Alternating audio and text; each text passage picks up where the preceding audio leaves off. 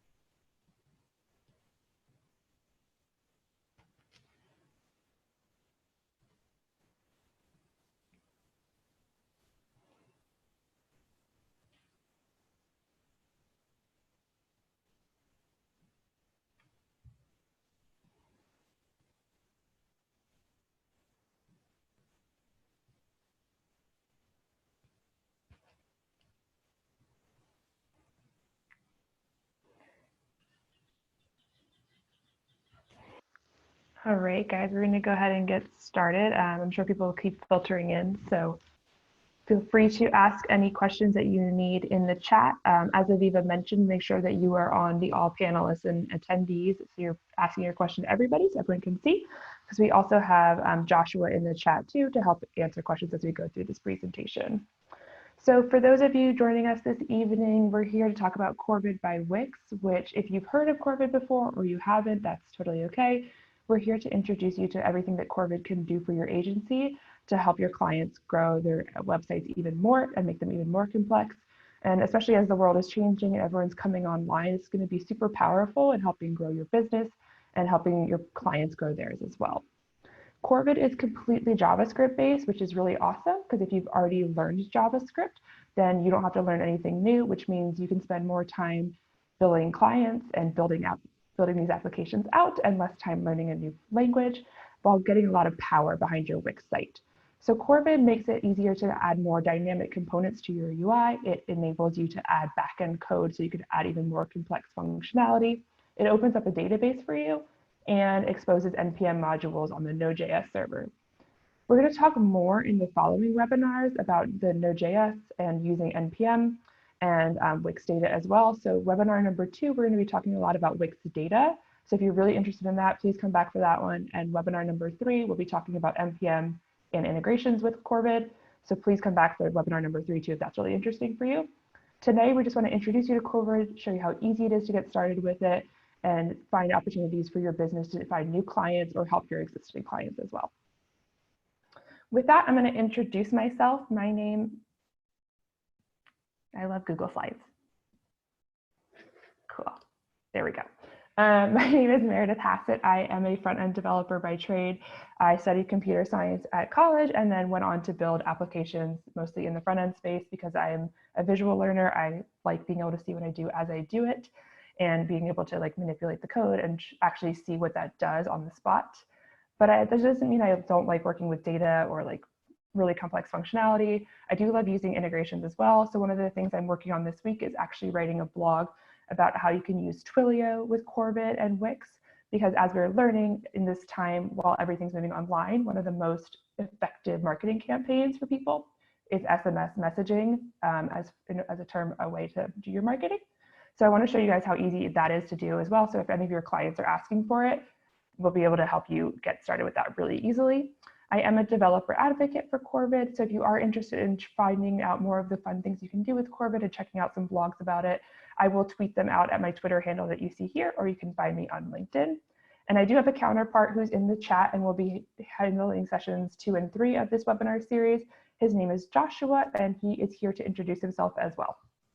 So hey, Joshua. everybody. Hey, thanks, Meredith. Hey, everybody. I'm Joshua Alphonse. I'm a full stack developer by trade. I'm also a music producer, and I'm a developer advocate for Corvid by Wix here in New York. So I'll be also doing the sessions for harnessing data, and then also teaching you about third-party integrations with Corvid. So I'm excited to do those sessions as well. We have a great intro session to Corvid today. I'm excited to see you all later on. Thanks, Joshua. Yeah, and he'll be in the chat too, so please feel free to ask questions. He'll be trying to answer them for you or identifying them as some of the questions that we'll answer at the very end too. So don't hesitate to ask questions at any point in this presentation.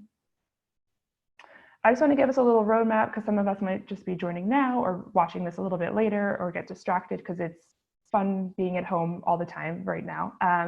So what we're going to do is we're going to go through the future of web development and how Corvid can help you get there.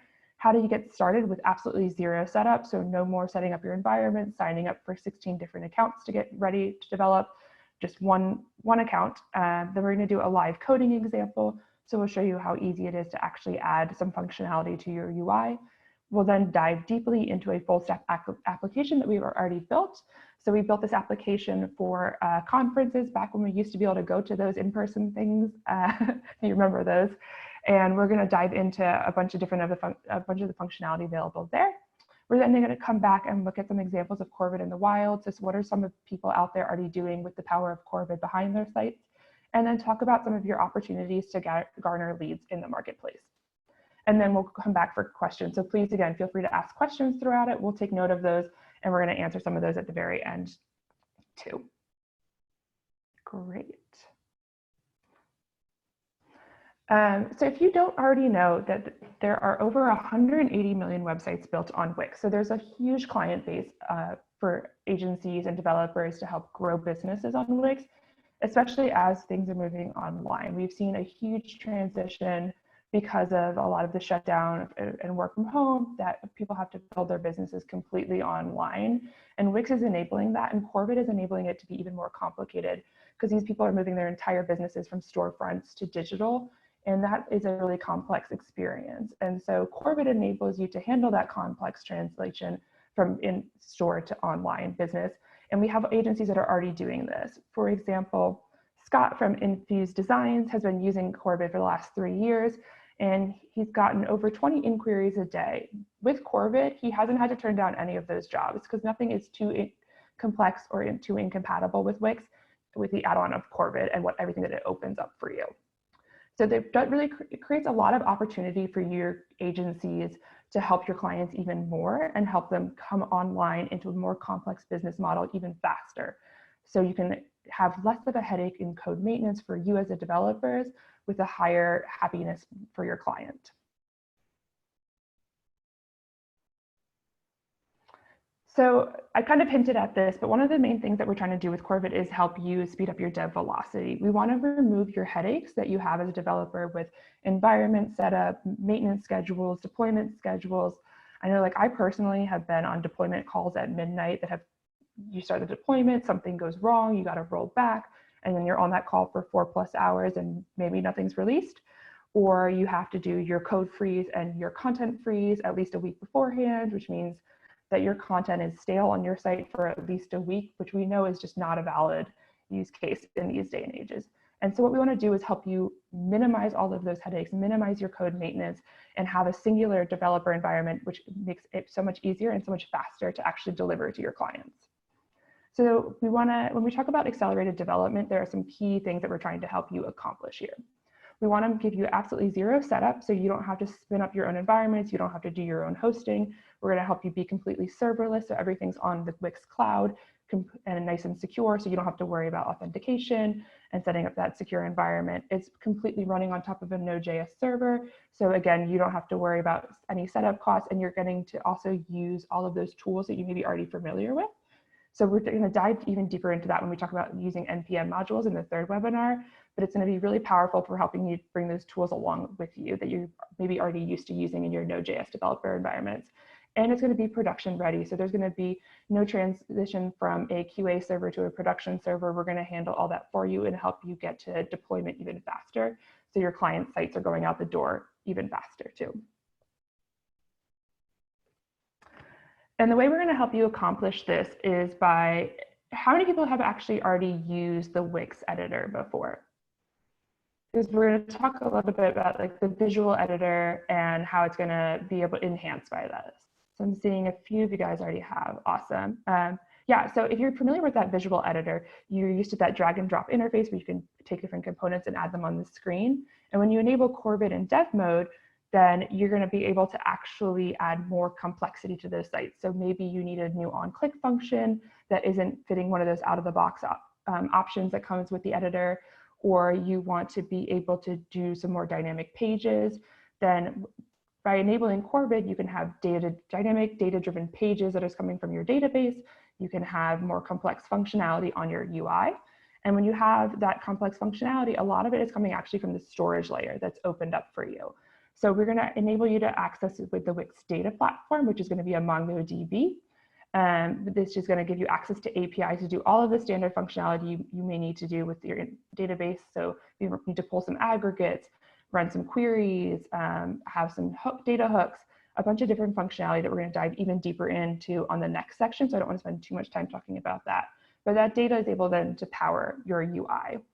And we also open up a compute layer on your Node.js server where you can expose HTTP functions, schedule daily events, incorporate some of those NPM modules that I've been talking about that you may already be using, and do some secrets manager, have a secrets manager and do some log monitoring as well. So you can keep all of the tools that you need to make sure your client site is healthy and running well, all in one area.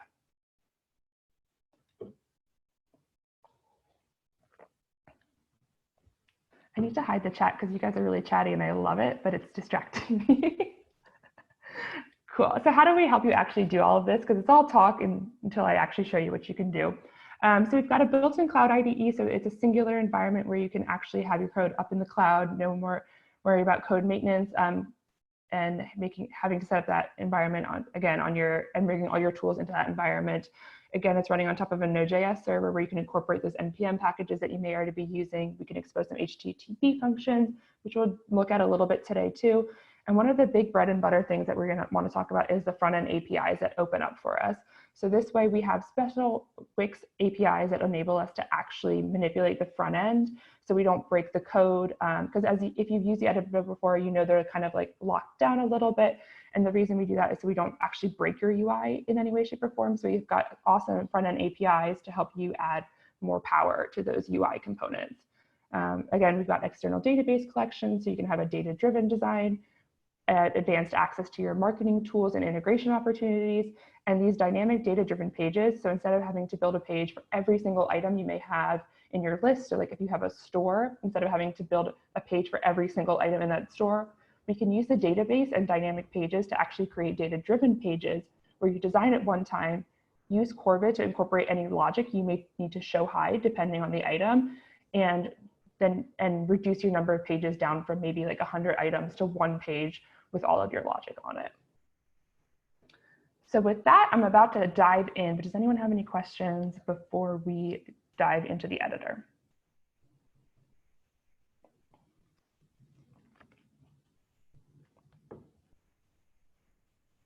All right, I've got the go ahead. So we're going to go ahead, and dive in. So I've got the Corvid or the Wix editor already open. So if you haven't seen the Wix editor before, this may look a little new to you, but it's a really awesome, super powerful tool to actually build your sites. There's a lot of things you can already do just with plain old Wix. We've got our menus and pages. So if you need to add more pages here, rename them, handle their SEO. We are like one of the key things with websites, right, is we need to be SEO optimized. So we're going to help you do a lot of that SEO optimization here. You can change the page background. You can add new items to the page too. So maybe in this case, I want to add a new button. It's really simple. I'm just going to go to button. I'm going to go to some text buttons. There's a huge library of already designed buttons because like I'm not a designer at all. So I don't know what visually looks good. So they've got a great set for me already there. I'm gonna grab maybe this one here and I can just drag it and drop it on my page just like that. Super simple to get started with adding additional features to your page. With that button, you also do have some out of the box functionality here, where if I want to have it maybe go to a new page, go to an anchor tag somewhere on my page, send an email, download a document, I have a lot of that functionality right out of the box, but that is a limited list. But that doesn't mean that's the limit of the product, and that's where Corvid comes in. So in order to get to Corvid, oh no, my Zoom, my videos is in the way, there we go. So we have this top toolbar here, and in the middle, you'll see this little thing that says dev mode. Dev mode is how you're going to turn on Corvid. So if we go to dev mode and turn it on, our page is going to update, and we actually get a couple of new panels that we're looking at here on the screen. So on the left-hand side of the screen, we're able to see the site structure. So we are getting a more in-depth look at what's under the hood of our site here. So I'm able to see my UI pages, so I only have this one home page. I can see where I can add some backend codes if I need to add some more business logic or complex functionality, call some external services. I can handle that all back here. I can add some node modules. So maybe I want to accept Stripe payments, or maybe I want to be able to send text messages. So I look for Twilio in here as well, and then we can just easily install them. And if anything in this list isn't already available, you can just go ahead and request it, and those are handled pretty quickly as well. So we're able to install and quickly uninstall NPM modules here to make sure our code is nicely maintained. We've got access to our database where we can add new collections. A collection is a database, and it looks just like a table, like an Excel table, if you've seen that before. So you can also start making your pages headless and start using the content manager as your like headless CMS. You can export it to Excel, have your content people update the Excel, bring it back here and import it. So it's going to make your content management a lot easier as well. And then maybe any apps that you're working on are going to be available here. The other new console we're seeing here is our code console. So we actually are able to see our page code and our site code.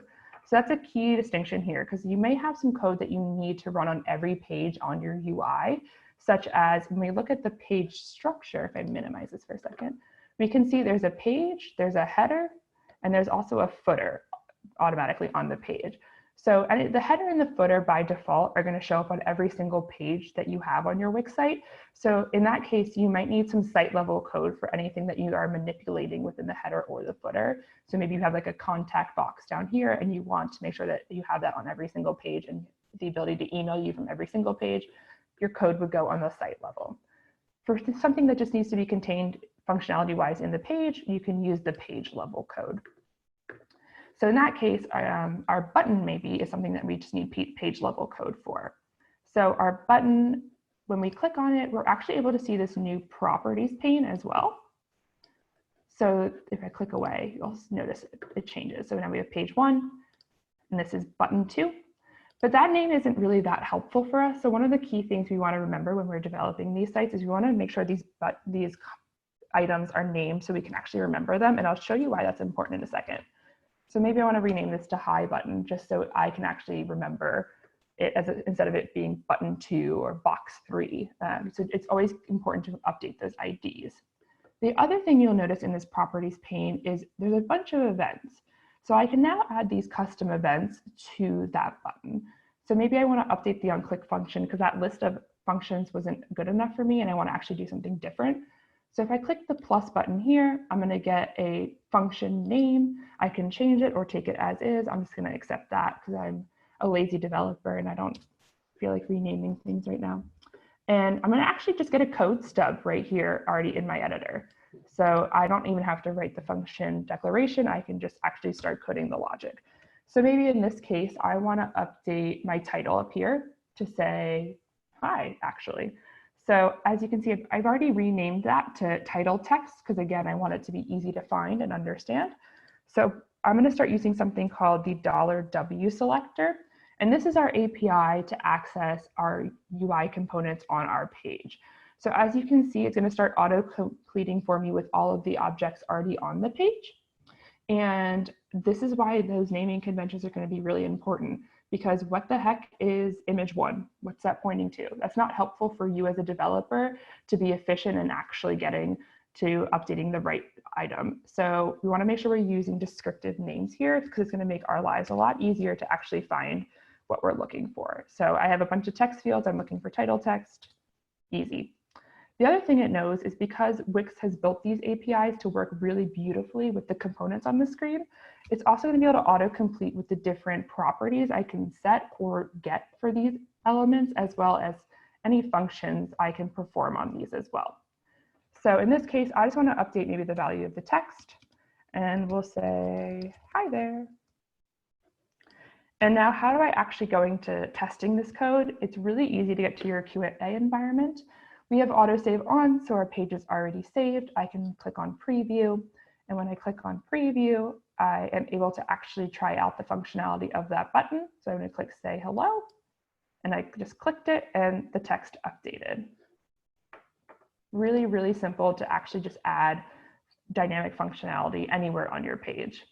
And then maybe we want to be able to change it back. And this is something you normally can't do with Wix, is in your title text here, we actually can access all of the events of this element. And maybe I wanted to say on mouse in, we want to change it back. So now we're switching back to site level code because this is the title and the title shows up on every page. We'll just use that $W, select our API again, set the text to hike with Meredith. And now when I click that button, it'll change to hi there. And when I mouse over it, back to hike with Meredith. So super simple to add complex and dynamic functionality to your page, especially in areas where you maybe didn't think you could add dynamic events to the page. Awesome. So I'm about to transition over into our full stack application, but before I do that, I just want to pause here to see if there's any questions, because some of this might be new to you guys.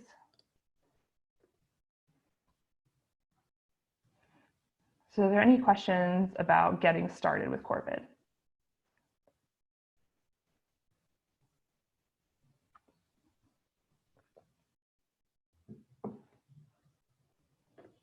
Awesome.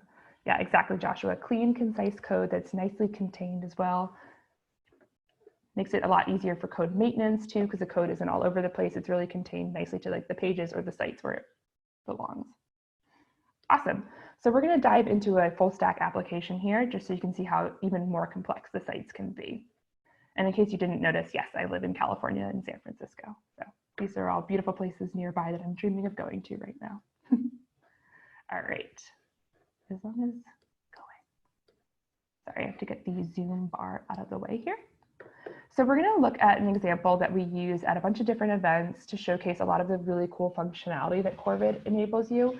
So in this case, we're going to look at an adoption site, which is actually a really valid use case that's happening right now. Like I look at the SPCA website every day because I'm like, it's time for me to adopt the cat that I've always wanted. But they don't do online adoptions yet. And so there's actually an opportunity to use Corvid to enable adoptions online. So in this case, we're adopting birds because Corvid is a bird. And we're able to see a bunch of different birds on the page here. We've got a couple different birds.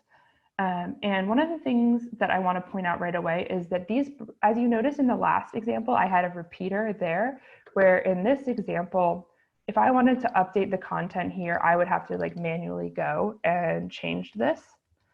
And so my content management is purely within the UI editor itself.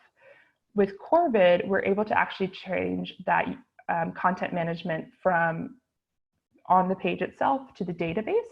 And then we can use that database to auto-populate this list and dynamically show hide different components on the screen. So as you can see, some birds already have the adopted flag on them, while others do not. And we're able to set this using fields in the database. We're also able to control what shows up on the dynamic pages for the birds. So if I click on Pearl as a bird example here, when I look at Pearl's page, I'm able to get some additional information about Pearl. I'm able to see a donate or adopt me button. And then if I was to look at a different bird that was maybe already adopted, I'm going to get more or less the same page layout, but a couple of different fields are different. So instead I'm seeing an adopter field and no adopt me button. So the pages, by using dynamic pages and Corvid logic on top of that, we're able to create one page and manipulate the items on the UI based off fields in the database. So if I go back to one of my adoptable birds, so let's go and get a puffin. I'm able to actually adopt this bird on the spot, which the Adopt Me button is going to open a light box. If I try to adopt it as is, I'm going to get some red lines because these are going to be required fields. I'm going to go ahead and put my name and my email, and I'm going to adopt this bird. Once it's validated I'm actually allowed to adopt this bird, I'm going to end up on a thank you page that's going to tell me that I've just adopted Pearl and I can still donate at this point, which is really nicely integrated with Wix Pay. And I'll show you how quick it is to add Wix Pays to your page as well. So I'm able to donate $5 to the Education Foundation for Birds. And now when I go back, so we've just adopted Pearl. And if you remember before, Pearl did not have a banner saying that she was adopted before. And now Pearl has a banner saying that this bird is adopted. So we're able to dynamically change the UI on the page based off of those fields in the database using Corvid. Now I'm gonna transition to the code so you can actually see how we're gonna do all of this. So if I dive into the bird's code, on this front page, we're gonna take a look at that repeater element. In this case, we've got our list of birds repeater element, and you're able to see that adopted banner on the corner here.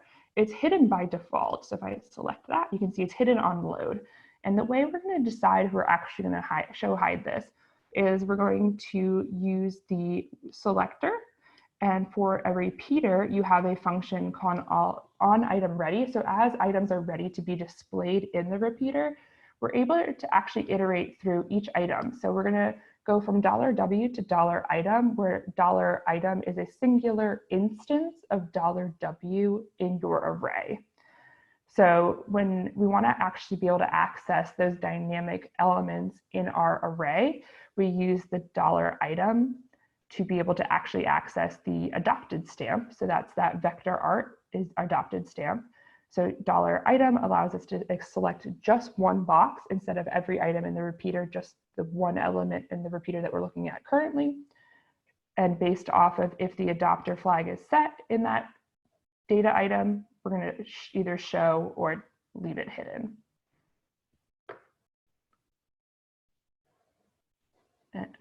So this repeater is being populated from our database. So if you look at the repeater, we have a little database looking icon here, which says it's connected to data.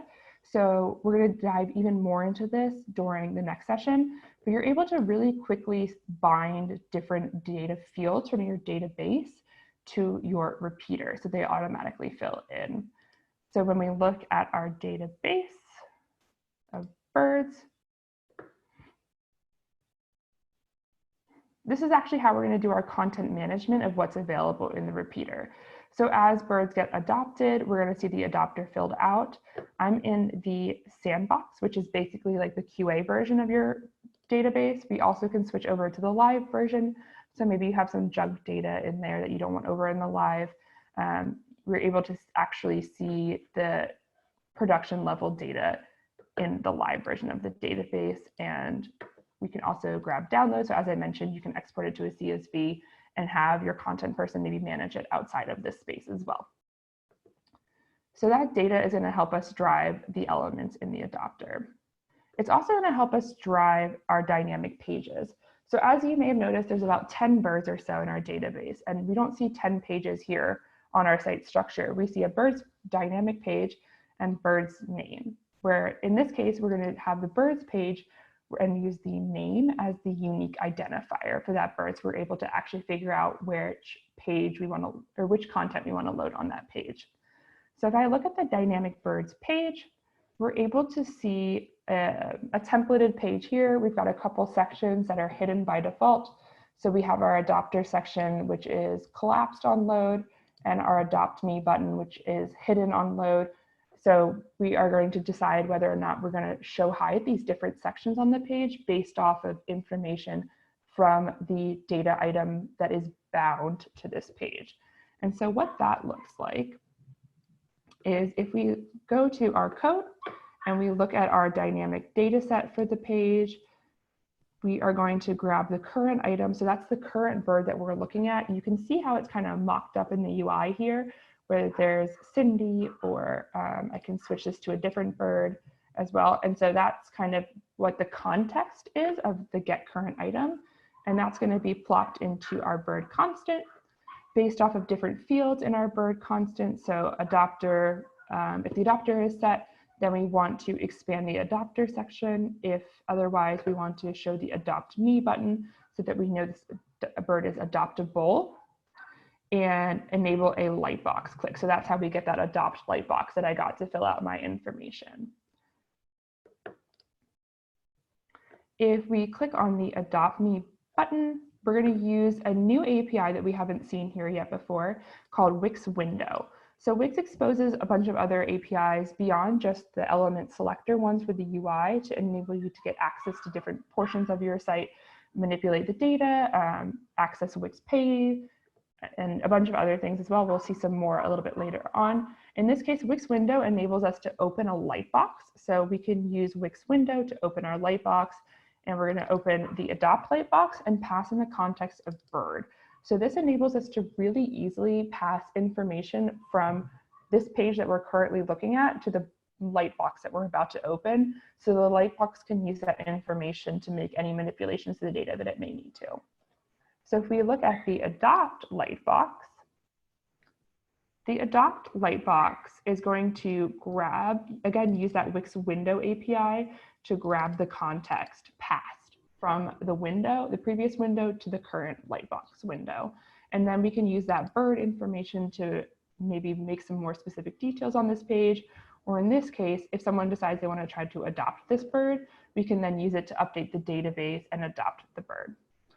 So when we actually click that we want to adopt the bird, we want to make sure that the data is valid. So that was that check to make sure that name and email were filled out. If it's valid, we're going to actually create an adopter object here, a JSON object that we can then pass to our adoption function based off of the name and email inputted. And then once we have that adopter object created, we're going to grab the bird's ID and call this adopt a bird function, which isn't living in the code here on the lightbox because it's going to be a more hefty function. We're going to actually have it stored in our backend, so our backend can do our heavy lifting for us, and we're not slowing down the client. So that's actually going to be imported from our backend code. This is how you access backend functions on Corvid. Super easy, no setting up any sort of connection between client and server. We're able to really seamlessly access those backend functions and utilize them on our front end. So I'm going to switch over to our backend of our code. So we're going to look in the backend adoptions module. And when I go to the adoptions module, I can see there's a couple functions in there. The one we're interested in right now is adopt a bird. So adopt a bird is going to take in that adopter object, the bird ID, and use that to make sure that the bird is adoptable, hasn't already been adopted, and update any information we need to about adopters.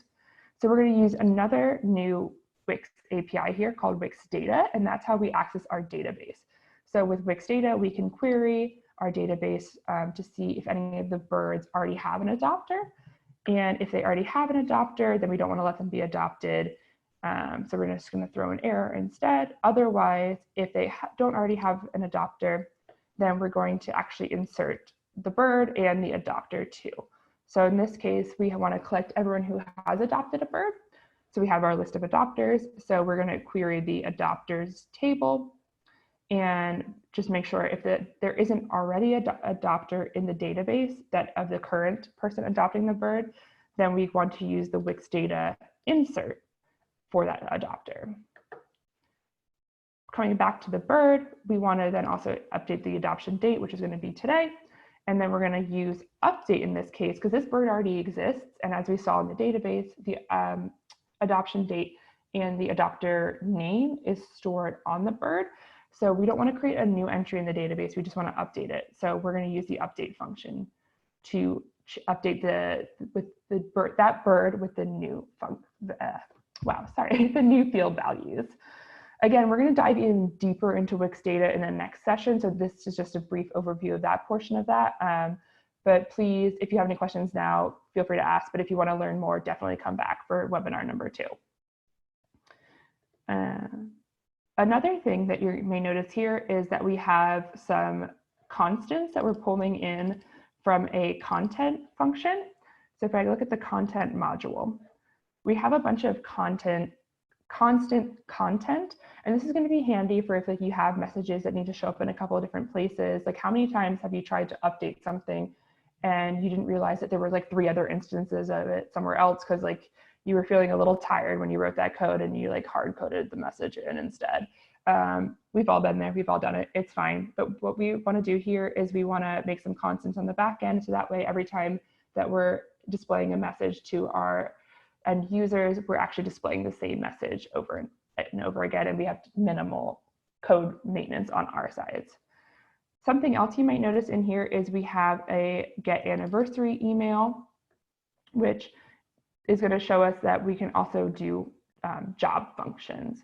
So we have a job scheduler that's available as well, so we can schedule jobs to run daily with Corvid.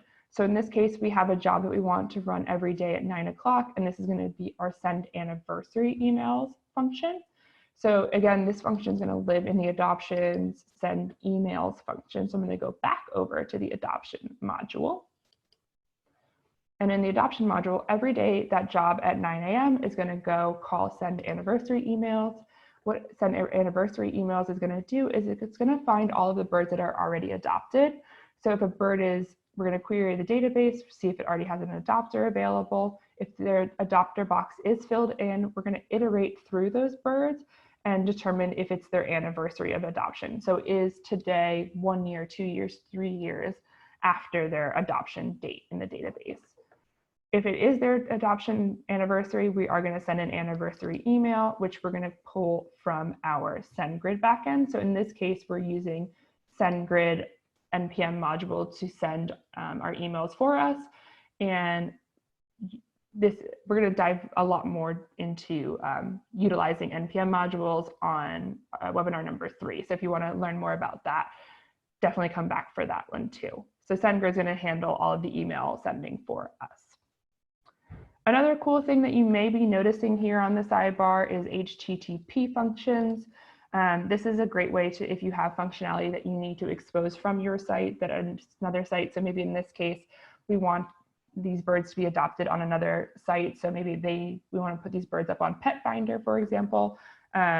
We are able to expose different functions. So maybe we have a get where they can get the list of birds that are available and display them on the page. And if someone chooses to adopt it, we also exposed a post adoption function too, which will handle the adopt a bird just like we did here on the page itself. So again, we're going to dive deeper into this stuff a little bit later, but just showing you even what's possible with Corvid. All right, before I start transitioning back to showing you guys some examples of what some of our colleagues are doing in the wild, are there any questions for now?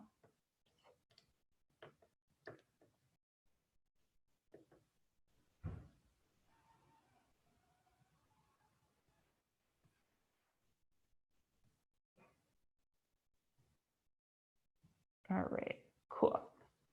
Not seeing anything. Awesome. Again, we're going to be available even afterwards for questions too, and we do have dedicated time for that. So I'm going to go ahead and get back into the presentation because we do want to leave plenty of time at the end for questions, because I know this is a lot of material, and this was just to show you guys the awesome power of Corvid.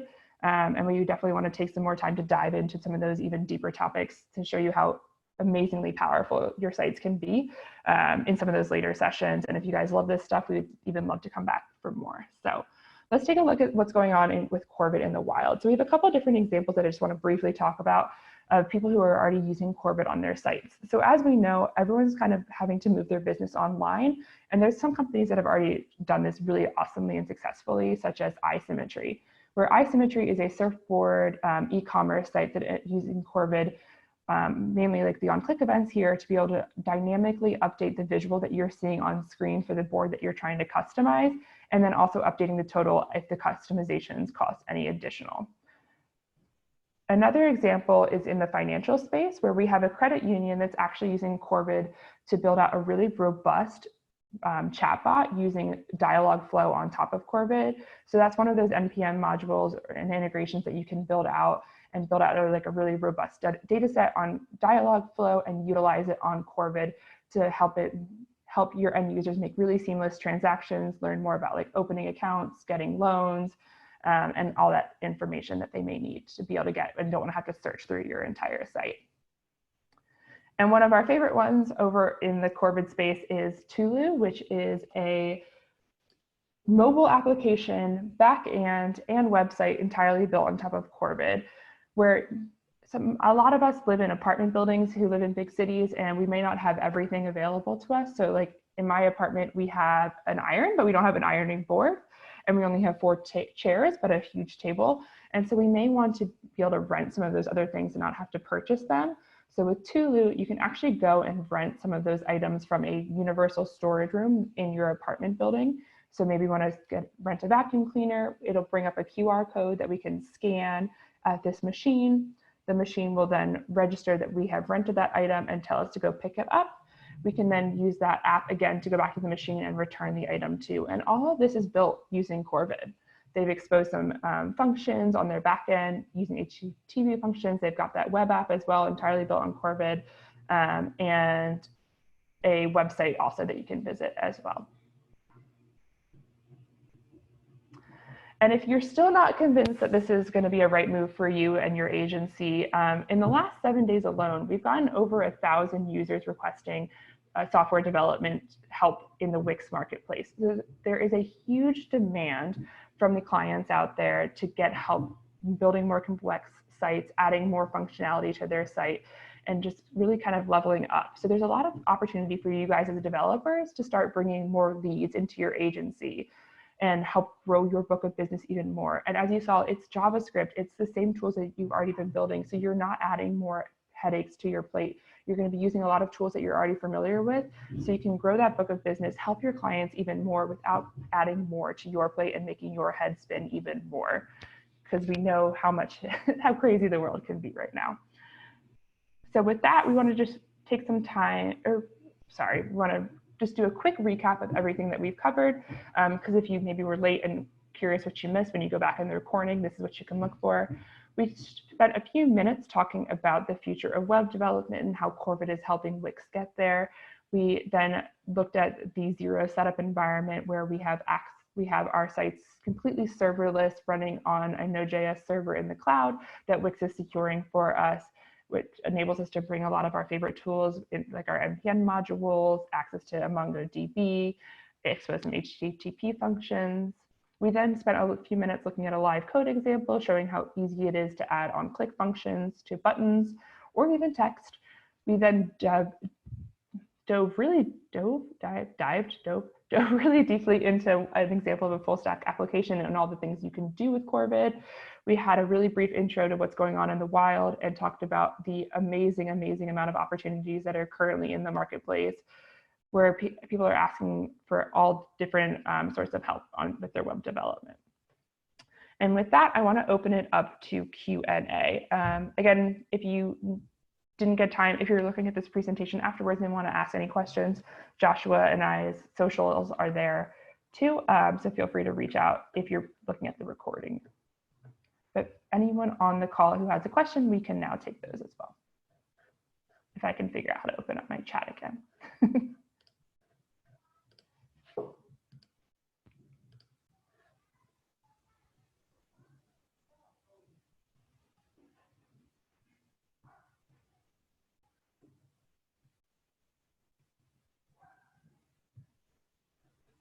All right, so I'm seeing a question in the chat from Holly about what is the best way to get answers when you reach a roadblock. So we have a couple of different forums.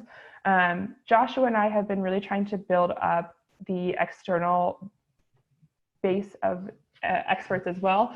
So we're trying to really grow the knowledge on Stack Overflow and garner the help of those users out there as well. So Stack Overflow is going to be a helpful place to search for questions that are already asked. I'm on there checking pretty regularly as well.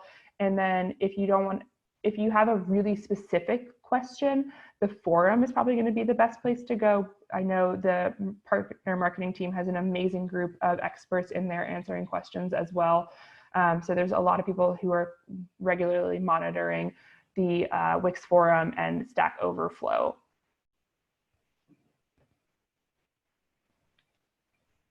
Yeah, and there's a lot of great examples in there too, but sometimes I know it can be a little bit confusing to figure out how to manipulate the example from that to like your actual use case. So the forum and Stack Overflow are going to be super helpful.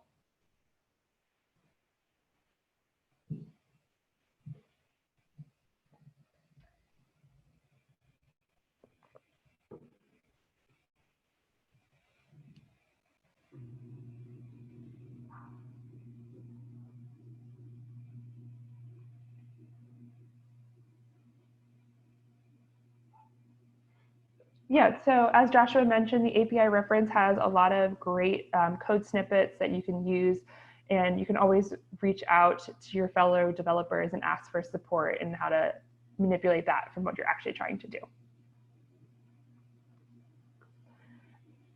And there are like a bunch of other resources available. So if you haven't been to the Corvid site before, the Corvid site has our API reference guide.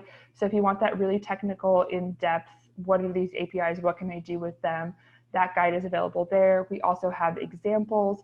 So if you want to find a project that someone's already built and kind of try to copy it yourself, we've got great examples on the Corvid site. We've even opened up a feature request too. So if you have a feature that you just can't seem to find, you can also open up feature requests. As I mentioned, there's an awesome forum there. So you can ask questions and the Corvid masters will help you answer them, as well as some insider experts. We've got blogs talking about some of the cool projects that our users are building with Corvid. So if you've got an awesome project that you've built for a client and want to get featured, you can reach out to us and we can help you build out a technical blog on what maybe you've done with Corvid. There's a lot of really great documentation resources that'll show you. We're working on building out even more video tutorials on Corvid. So we're really trying to help build out the knowledge and education here.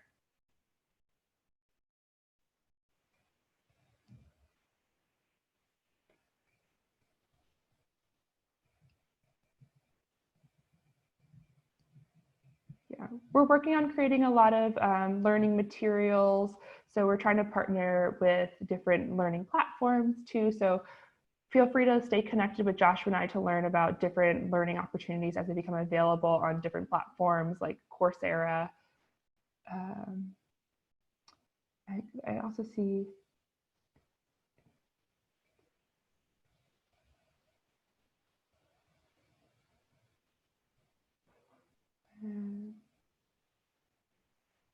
cool. I'm just trying to see if there's any more questions that I missed in the chat.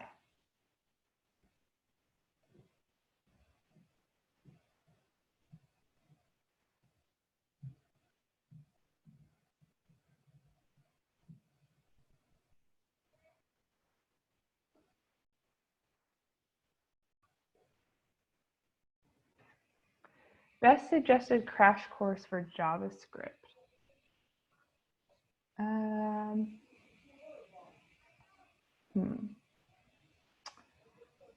Oh, is it?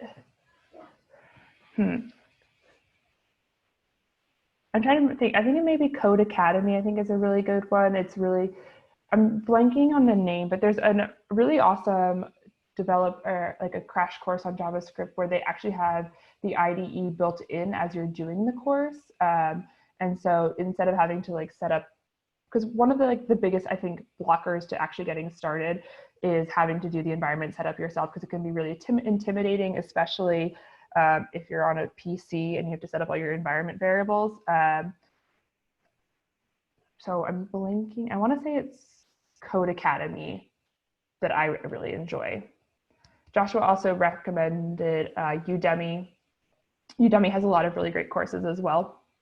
And I believe there's even a Corvid course on Udemy too. Yeah.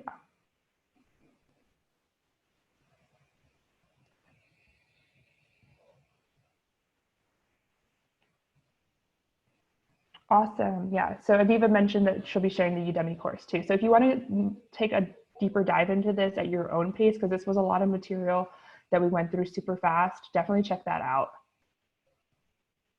It's a really awesome resource.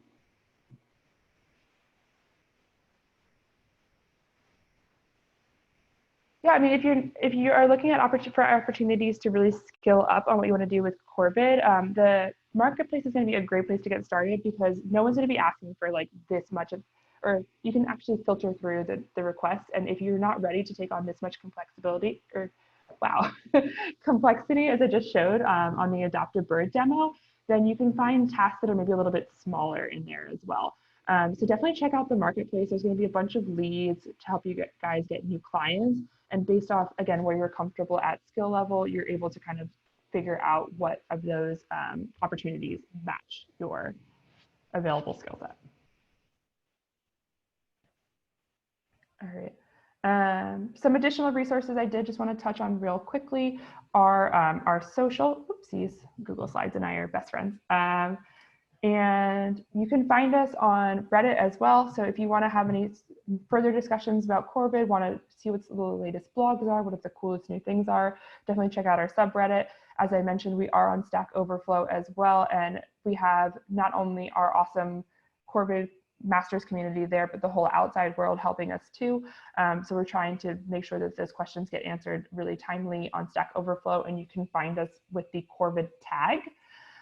Joshua and I are both on LinkedIn and Twitter, so feel free to connect with us on either of those platforms and reach out and ask any questions, or just follow us along as we'll be sharing our journey with Corvid on our Twitters as well.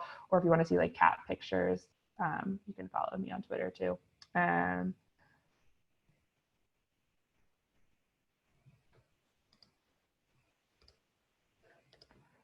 Cool. Josh just shared the links for those, so feel free to check them out. And yeah, I just want to wrap up by saying thank you guys. Again, here are our names and socials. If you do want to reach out at all, please feel free. Don't hesitate. We're here to be a resource for you guys and help you on your Corvid journey. And we hope you are as excited about the product as we are. Thanks.